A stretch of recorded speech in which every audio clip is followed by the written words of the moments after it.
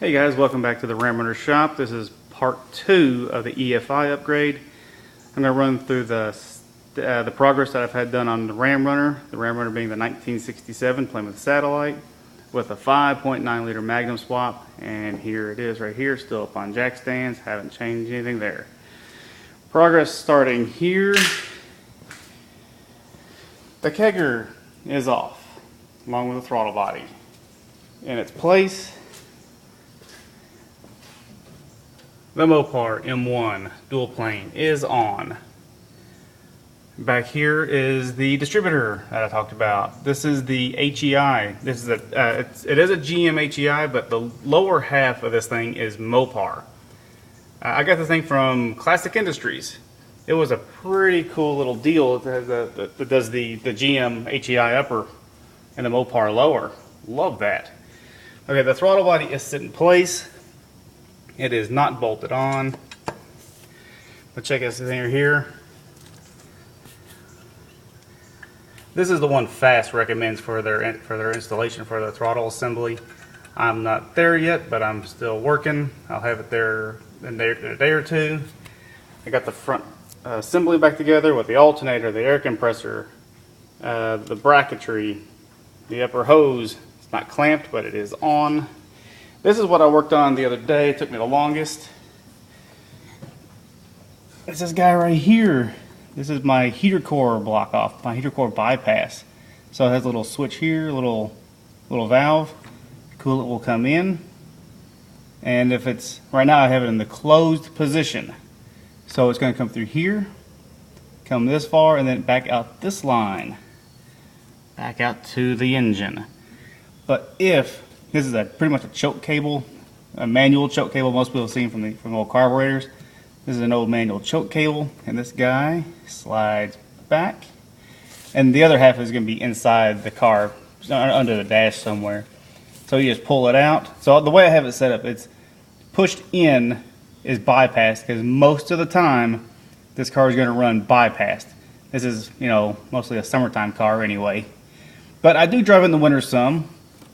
It was last year, December 31st, going into New Year's Eve. My brother and I and his stepson, we drove Ram Runner to Evansville, Indiana for a hockey game down there.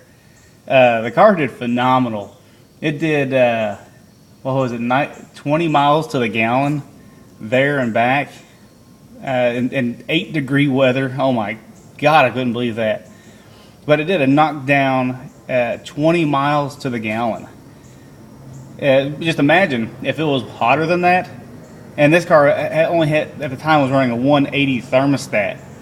I will admit it was cold in the cabin of the car. But I decided this time, since we're running aftermarket fuel injection, I decided to put a 195 thermostat back in the car and just run moderate timing on it. But this guy right here took me most of the time yesterday, so I'm going to run it bypassed for now. I'm going to run it back to the engine. Now, of course, as approaching October, so I will start seeing some cooler days and some warmer days and cooler nights. So the flexibility of being able to do it on the fly would be a benefit, and I like the idea.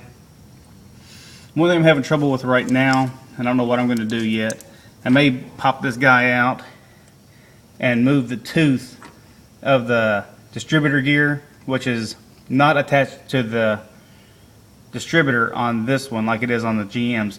This is still Mopar-ish. Let me show you what I'm talking about. This makes more sense.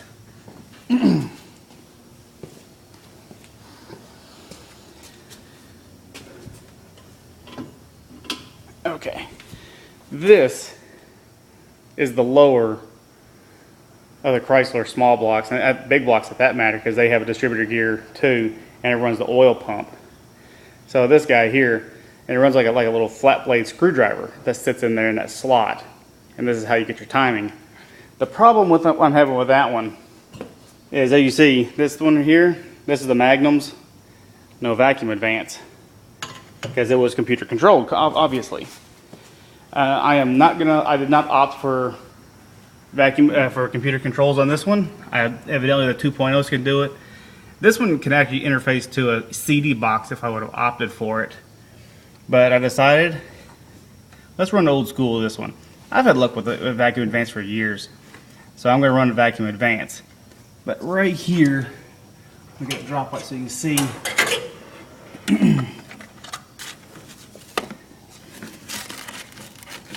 Give me a second, guys. Okay. Alright, right there. That's my oil pressure sending unit. I don't know what I'm going to do about that. As it sits right here with the little timing mark, you see I got this black line right there. I have the car setting right now at 12 degrees before top dead center. I don't know if that's going to be enough timing. It should be enough to get me started. If I don't think that's good enough, I could try and pop the distributor gear out, rotate it one, and then drop it back in, and put the distributor in. And then instead of going for this line for the #1 spark plug wire, it'd be the one beside it. It'd be this guy right here instead. It would sit right here. Then I could rotate this. Come on, there we go. So I could just rotate that. And then this would give me some retardation on the timing if I needed it. I'm going to see how this does first. It's not that much trouble, but we'll see how this goes. I'm hoping it goes well, but I'll keep you posted on that one when I do it. And so far, that is my progress. I don't have a whole lot else. This is sort of what I've been working on.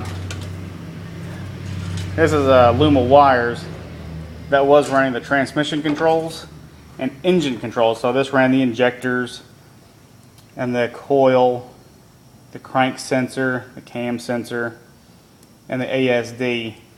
As far as I can tell, I'm not going to be using any of this. I'm not going to hack it off just yet. But if it does work without these, I'm going to go ahead and cut those off and delete all these wires that I don't need. Of course, that's all that down there too. I've been hacking out of this car. But I was able to manage it to wind this loom down to this. This is just some split loom. I got it on Amazon. I don't even remember the part number. I don't even think I have the bag anymore. But there's some more of it down there. I've been chopping some off as I needed it. Alright guys, I think that's all I got for now. And I will come back to you with part 3 when I get a little more progress. See you next time at the Ram Runner Shop.